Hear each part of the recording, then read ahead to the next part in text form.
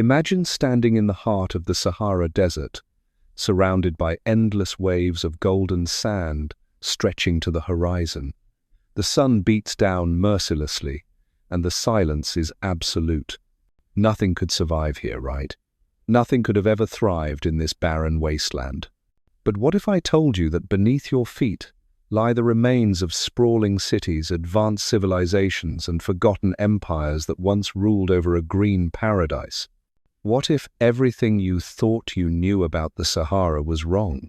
Tonight, we're going to shatter the myth that deserts have always been empty, lifeless voids, because the truth is far more extraordinary than fiction.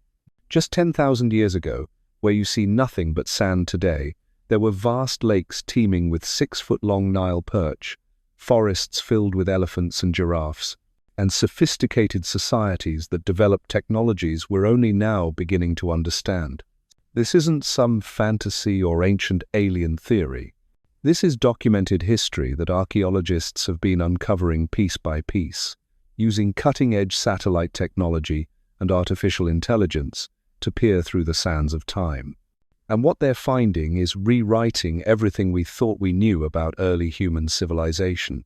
So settle in, because we're about to take you on a journey through the forgotten civilizations of the Sahara Desert. A journey that will challenge everything you've been taught about where and how the first advanced societies developed. And by the end of this series, you'll understand why these lost kingdoms might hold the key to understanding humanity's true origins. But first, let me paint you a picture of what the Sahara really was. 10,000 years ago, the world's largest hot desert didn't exist. In its place lay the Green Sahara, a vast savanna that stretched from the Atlantic coast to the Nile Valley. Rivers flowed where dunes now rise. Lakes sparkled under the African sunday, and across this fertile landscape, some of humanity's most remarkable civilizations flourished in ways that would make our modern cities seem primitive by comparison. The transformation wasn't gradual. Climate shifts happened with shocking speed, sometimes within a single generation. Imagine watching your world literally dry up before your eyes. Massive lakes that had sustained your people for centuries suddenly began to shrink. Rivers that had never failed started to disappear. The rains that had always come simply stopped. But here's what's truly mind-blowing about these ancient peoples. They didn't just adapt to these changes. They anticipated them. They built technologies so advanced that modern engineers are still trying to figure out how they worked. They created underground water systems that spanned hundreds of kilometers. They developed astronomical calendars, more accurate than anything Europe would produce for another 4,000 years. And they did all of this while most of the world was still living in scattered hunter-gatherer bands. The first civilization we need to talk about is one that most people have never heard of, despite being one of the most sophisticated societies of the ancient world. They controlled trade routes that stretched from the Mediterranean to Central Africa. They built fortress cities that could house thousands of people. They developed their own writing system and created art that rivals anything produced in Egypt or Mesopotamia. The Romans knew about them. They traded with them, fought them, and ultimately feared them. Yet somehow, this empire vanished so completely from history that we're only now piecing together their story through satellite images and archaeological excavations. These were the Garamantes, and they achieved something that no other civilization in history had ever accomplished. They became the first people to build a thriving urban society in the heart of a desert.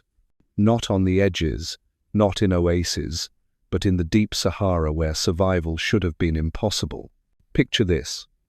While Rome was still a collection of mud huts on 7 hills, the Garamantian capital of Garama was a bustling metropolis of over 4,000 people. The city featured multi-story buildings, sophisticated drainage systems, and workshops where craftsmen produced textiles so fine that they were prized across the ancient world. Archaeological evidence shows they had advanced metallurgy, producing iron tools and weapons that were superior to anything their contemporaries were making. But what made the Garamantes truly extraordinary wasn't their cities or their crafts. It was their water. In a landscape that received less rainfall than modern Las Vegas, they created an agricultural empire that fed hundreds of thousands of people. How?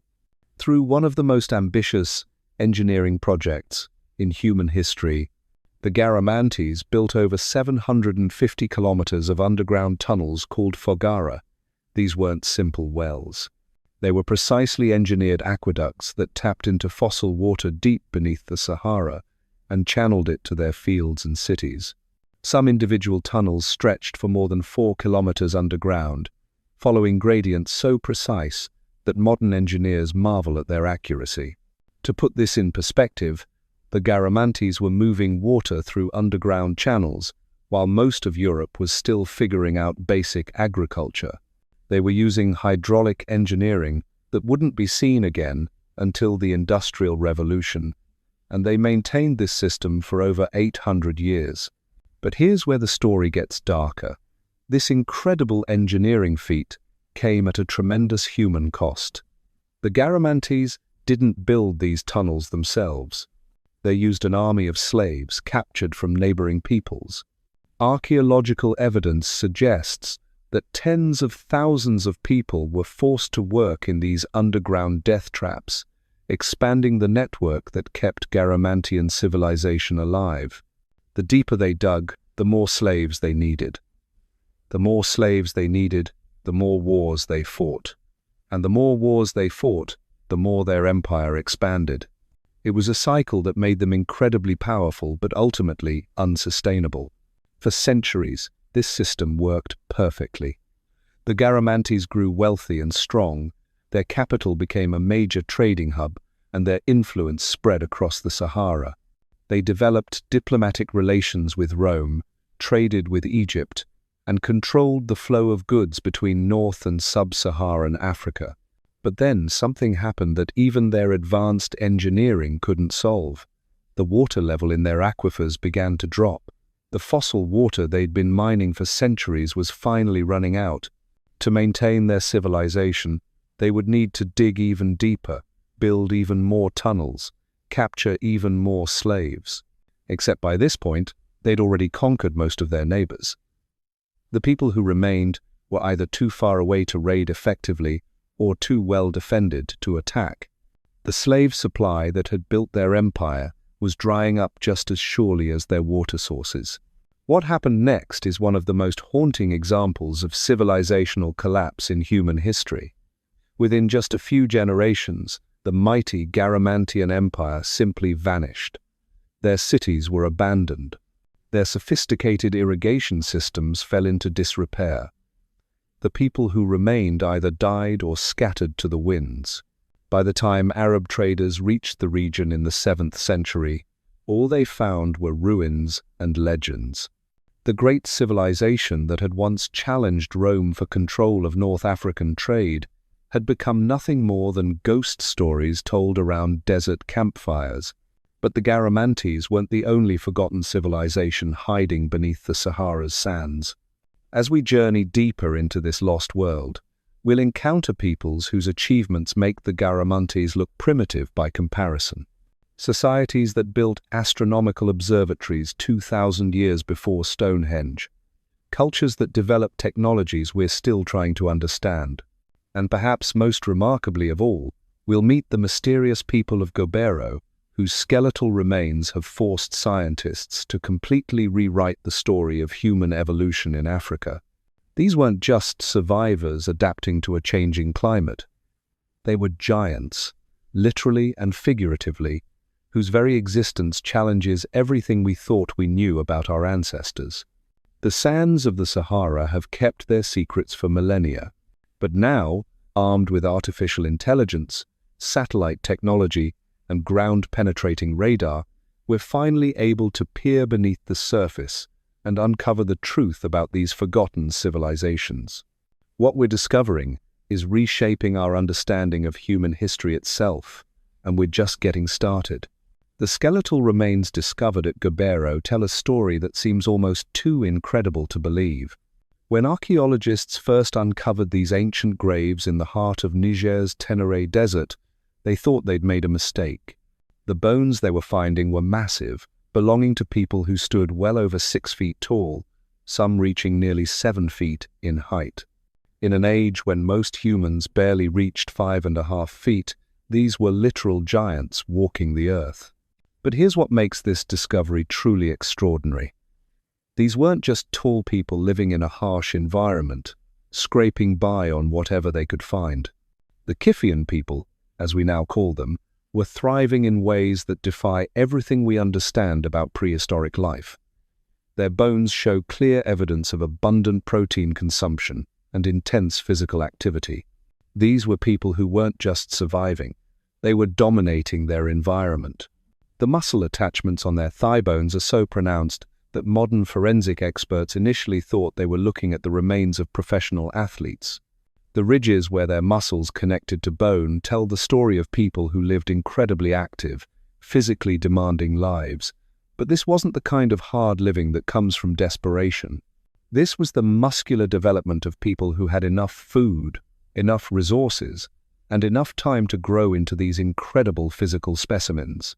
What were they eating that allowed them to reach such extraordinary heights? The answer lies in the ecosystem that surrounded them. The Green Sahara wasn't just wet. It was explosively alive with wildlife that dwarfed anything we see in Africa today. The lakes where the Kiffians lived were home to Nile perch that grew to 6 feet in length. Imagine fish so large that a single catch could feed a family for weeks. But the fish were just the beginning. The bones discovered alongside Kiffian remains paint a picture of an African savanna more abundant than anything that exists today. They lived alongside elephants, giraffes, hippos, crocodiles, and species of antelope that have been extinct for thousands of years. This wasn't just hunting. This was living in a natural paradise where protein was so abundant that an entire people could grow to giant proportions. The Kiffians weren't farmers. They were specialized hunters who had perfected the art of taking down massive prey. Their spear points, carved from bone and stone, were designed for animals far larger than anything modern hunters encounter. They developed techniques for hunting in groups that allowed them to bring down elephants and buffalo using nothing but coordinated teamwork and precisely crafted weapons.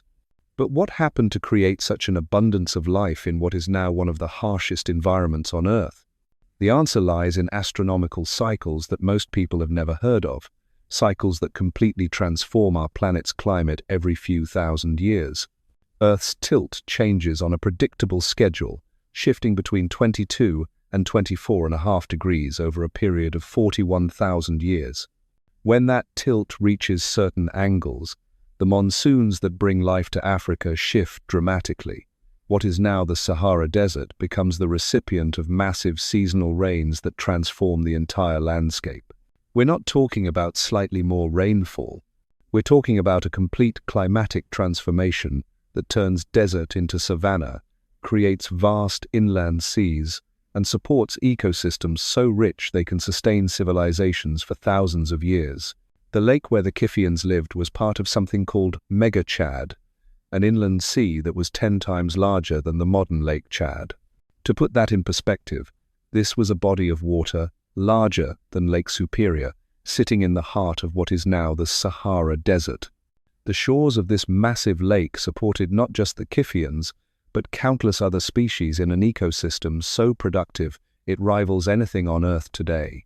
Archaeological evidence shows that the Kiffians lived along these shores for over 2,000 years, developing increasingly sophisticated techniques for exploiting this aquatic bounty. They weren't just catching fish with simple spears. They developed specialized harpoons designed for different species, fishing techniques that allowed them to take advantage of seasonal migrations, and food preservation methods that let them store protein for extended periods. But then something happened that changed everything. The climate began to shift again, and the abundance that had supported the Kiffian giants started to disappear. The massive lakes began to shrink. The rains became less reliable. The herds of giant animals that had provided endless protein started to move south, following the retreating savanna. Most civilizations would have collapsed under such dramatic environmental change. But the people of the Green Sahara did something remarkable. They adapted, evolved, and became something entirely different.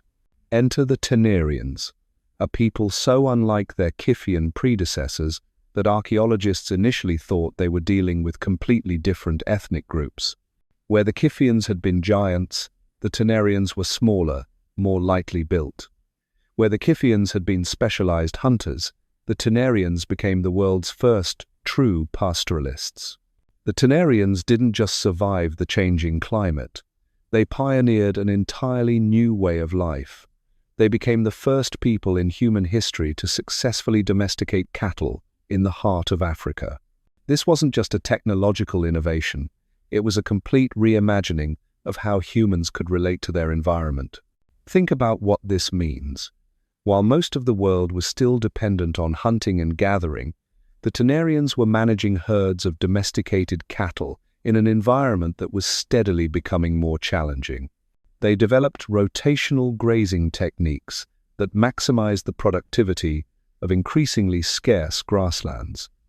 They created portable shelters that allowed them to follow seasonal patterns of rainfall. They became masters of mobility in a world where staying in one place meant death. But the Tenerians weren't just practical survivors. They were deeply spiritual people who developed some of the most moving burial practices ever discovered. At Gobero, archaeologists uncovered a burial that brought the entire excavation to a halt.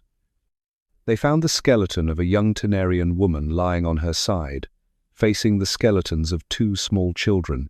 The children's arms were reaching toward her, their hands clasped together in an eternal embrace. When the archaeologists took soil samples from beneath these skeletons, they found something that made hardened scientists weep: pollen clusters. Evidence that these people had been buried on a bed of flowers. 5,000 years ago, in the heart of what would become the Sahara Desert, grieving families were laying their loved ones to rest with the same tender care we show today. The Tenerians lived during the final phase of the Green Sahara, watching their world slowly transform from paradise to desert. Yet, they maintained their humanity, their spirituality, and their sophisticated culture, even as their environment became increasingly hostile. They created art, developed complex social structures, and passed down traditions that influenced cultures across Africa for millennia to come. Their graves contained jewelry made from hippo tusks, pottery decorated with intricate patterns, and tools so finely crafted they could have come from a master artisan's workshop. These weren't people barely clinging to survival. These were people who maintained their artistic traditions and cultural values, even as their world literally dried up around them. But the most remarkable thing about the Tenerians isn't how they lived, or even how they died. It's how they influenced the future of human civilization. Recent Geneticerian culture spread not through conquest or migration, but through something research has revealed: that the ten, far more powerful, the sharing of ideas. DNA analysis of ancient remains shows that pastoralism, the foundation of civilization across Africa and beyond, spread through cultural diffusion rather than population replacement. The Tenerians didn't conquer other peoples and force them to adopt cattle herding. Instead, they shared their knowledge, their techniques, and their innovations with neighboring groups who then adapted these ideas to their own environments. This discovery has fundamentally changed how we understand the development of human civilization. It wasn't just about stronger groups conquering weaker ones.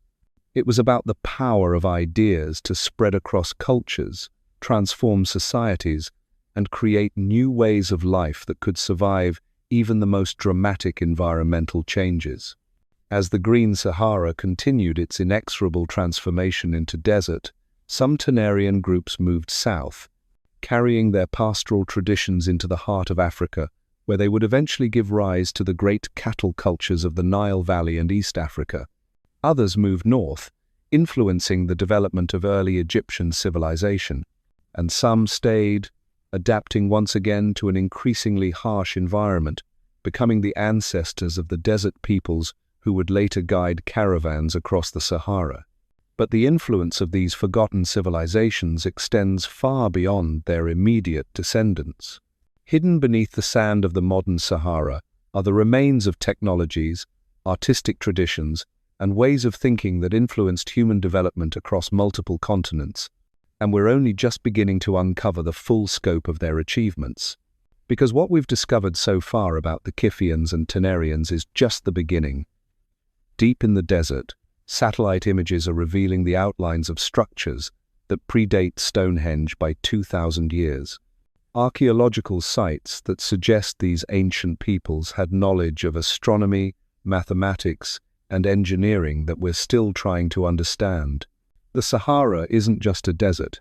It's a vast archaeological site containing the remains of humanity's most innovative and adaptable ancestors.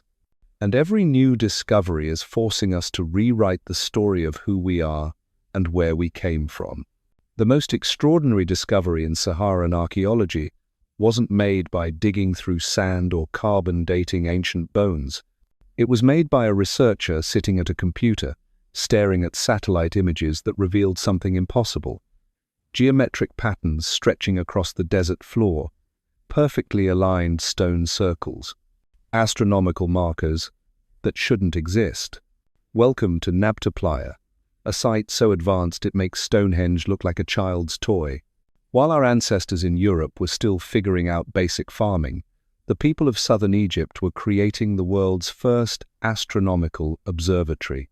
We're talking about stone circles, arranged with mathematical precision to track the movement of stars across the sky. Calendar systems so accurate they could predict seasonal changes years in advance. And all of this was happening 7,500 years ago. Let me put that in perspective for you. When the builders of Nabta Playa were calculating the precession of equinoxes and tracking the heliacal rising of Sirius, the people who would eventually build Stonehenge were still living in scattered tribes, probably worshipping trees and rivers. The entire concept of monumental stone architecture wouldn't reach Britain for another 2 millennia. But what makes Nabta Playa truly mind-bending isn't just its age, it's the level of astronomical knowledge required to build it. These weren't people randomly placing stones and hoping for the best. They understood concepts that wouldn't be formally recognized by European science until the Renaissance. The stone circle at Nabta Playa is aligned with the constellation Orion, specifically the belt stars that the ancient Egyptians would later associate with Osiris. But here's where it gets really interesting. The builders didn't just align their monument with Orion as it appeared in their time. They calculated and compensated for something called stellar precession, the slow wobble of Earth's axis that causes constellations to shift position over thousands of years. Think about what this means.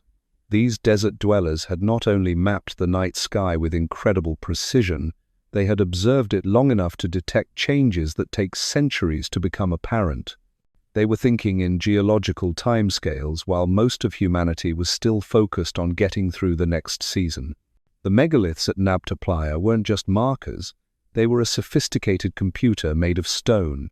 By observing which stars appeared between which stones at different times of the year, the ancient astronomers could track seasonal changes, predict the timing of monsoons, and coordinate the movements of their cattle herds across vast distances. But who were these astronomical geniuses? The answer challenges everything we think we know about the development of complex societies. These weren't city dwellers with armies of specialized craftsmen. They were nomadic pastoralists, cattle herders who moved seasonally across the landscape following the rains. Yet somehow, these mobile societies developed astronomical knowledge that surpassed anything their settled contemporaries were achieving. They created art, conducted religious ceremonies, and built monuments that required not just advanced mathematics, but also the ability to organize large-scale construction projects across multiple generations. The evidence suggests that Nabta Playa wasn't built all at once. It evolved over more than 1,000 years, with each generation adding new elements, refining the astronomical alignments, and expanding the ceremonial complex. This wasn't just engineering, It was cultural continuity on a scale that most civilizations never achieve. And here's what's truly remarkable. The people who built Nabta Playa were practicing a form of cattle worship that would later become central to ancient Egyptian religion. The astronomical alignments, the seasonal ceremonies, the focus on stellar observation, all of these elements would eventually migrate north to the Nile Valley, where they would influence the development of pharaonic civilization. But Nabta Playa represents something even more significant than just the precursor to Egyptian astronomy. It proves that complex mathematical and scientific thinking developed independently in Africa thousands of years before similar knowledge appeared anywhere else in the world. Recent archaeological work has revealed that the site contains multiple layers of occupation, suggesting that different groups returned to this location repeatedly over centuries. Each group left its mark, adding new stone circles, realigning existing monuments, and expanding the ceremonial complex. It was like a desert university where knowledge was accumulated, refined, and passed down across generations. The implications of this discovery extend far beyond archaeology. For centuries, Western scholarship assumed that advanced astronomical knowledge originated in Mesopotamia or Greece and gradually spread to other parts of the world. Nabta Playa proves that assumption completely wrong.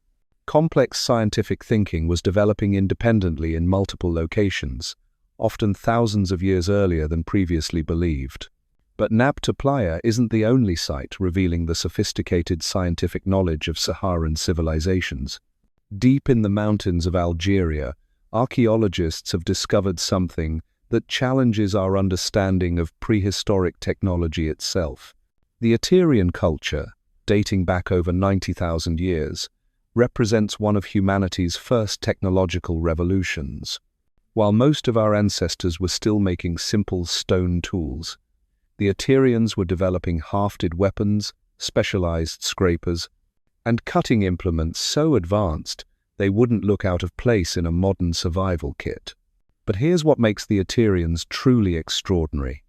They weren't just making better tools, they were thinking about tool-making in completely new ways. Instead of creating single-purpose implements, they developed modular systems where the same handle could be fitted with different stone points, depending on the task at hand. This might not sound revolutionary until you realize what it represents. The Tenerians had developed the concept of standardization, interchangeable parts, and systematic design principles tens of thousands of years before these ideas would appear anywhere else in human history. Archaeological evidence shows that Tenerian tool-making techniques spread across the entire Sahara, from Morocco to Sudan. This wasn't just local innovation, it was the world's first technological network, with ideas and techniques spreading across thousands of miles of desert landscape. The Tenerians were also among the first people to develop specialized hunting strategies for different environments. In areas near lakes and rivers, they created fishing spears and net weights. In the open savanna, they developed long-distance projectile points for hunting large game. Along the coast, they made tools specifically designed for gathering shellfish and processing marine resources. But perhaps most remarkably, the Tenerians were master adapters who survived one of the most dramatic climate changes in human history. When the Sahara underwent rapid desertification around 70,000 years ago, most human populations in the region either died out or fled to more hospitable areas. The Tenerians did something different. They adapted their technology, modified their hunting strategies, and became the first people to successfully live as permanent desert dwellers. This adaptation wasn't just about survival, it was about innovation under pressure.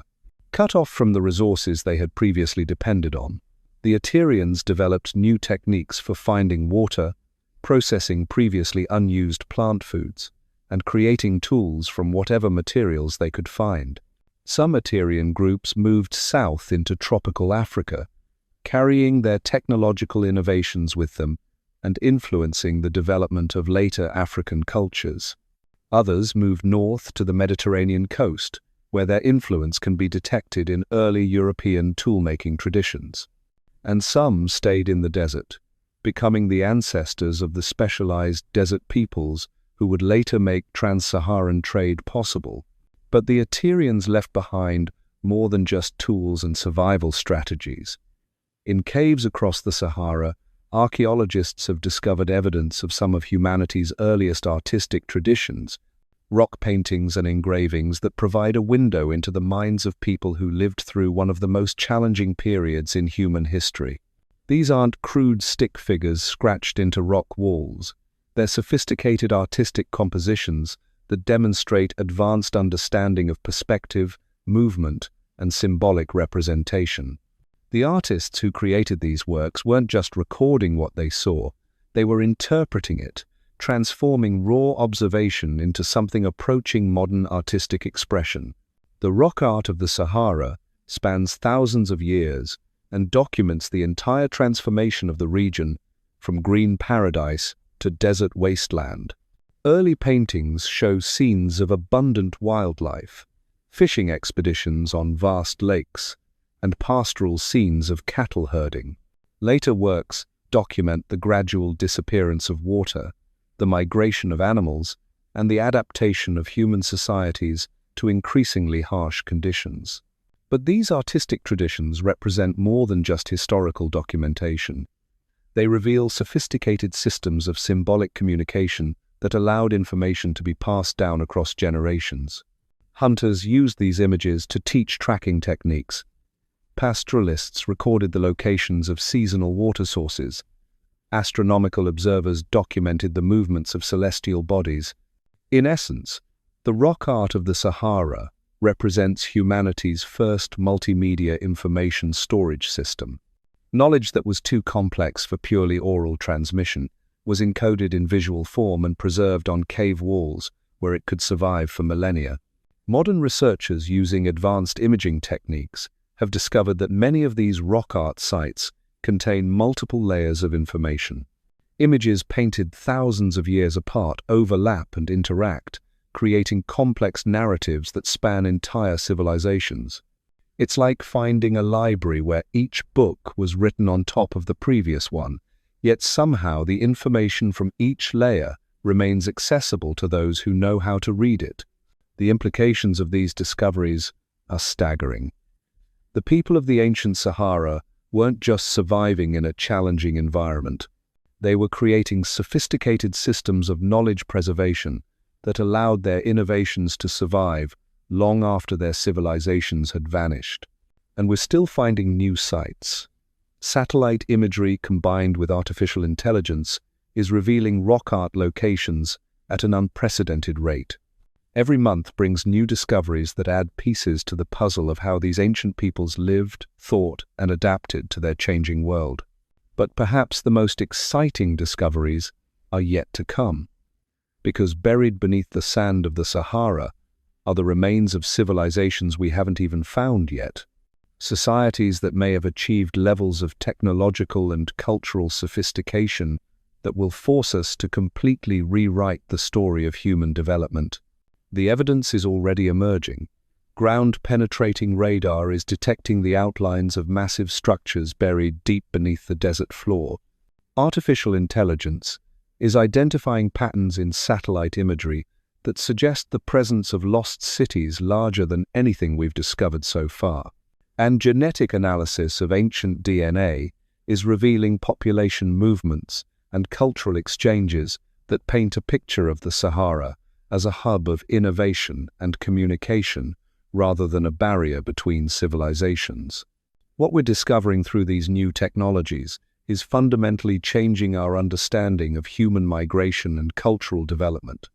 The traditional narrative taught in schools suggests that advanced civilizations developed in isolation, spreading their innovations through conquest and colonization. But the evidence emerging from beneath the Sahara tells a completely different story. The desert wasn't a barrier between civilizations. It was a highway, a vast network of trade routes, cultural exchange, and technological innovation that connected Africa to the Mediterranean, the Middle East, and beyond. Long before the famous Silk Road linked Asia to Europe, the Sahara was facilitating exchanges between civilizations that shouldn't have had any contact with each other. Recent discoveries have revealed trade goods from the Mediterranean, found in settlements deep in sub-Saharan Africa, dating back over 4,000 years. Ivory from Central Africa discovered in ancient Egyptian tombs, technologies that appear simultaneously across vast distances without any obvious means of transmission. The only explanation is that the Sahara supported sophisticated trade networks that operated for millennia before anyone thought such connections were possible. But these weren't just trade routes for exotic goods. They were information superhighways where ideas, technologies, and innovations spread at speeds that seem impossible for ancient societies. Mathematical concepts developed in one part of the Sahara appear in distant civilizations within generations. Astronomical observations made by one group somehow find their way into the religious practices of peoples thousands of miles away. Agricultural techniques adapted to desert conditions spread across the continent faster than the crops themselves. The sands of the Sahara may have buried these extraordinary civilizations, but they could never erase the profound truth they represent. From the astronomical genius of Nabta Playa to the engineering marvels of the Garamantes, from the towering Kiffian hunters to the innovative Tenerian pastoralists, these forgotten peoples achieved what we're only now beginning to understand was possible. They didn't just survive in one of Earth's most challenging environments. They thrived, innovated, and created legacies that shaped human development across multiple continents. The next time you look at a map of the Sahara and see nothing but empty desert, remember that beneath those golden dunes lies the greatest archaeological treasure trove on Earth, still waiting to reveal secrets that will continue rewriting the story of who we are and where we truly came from.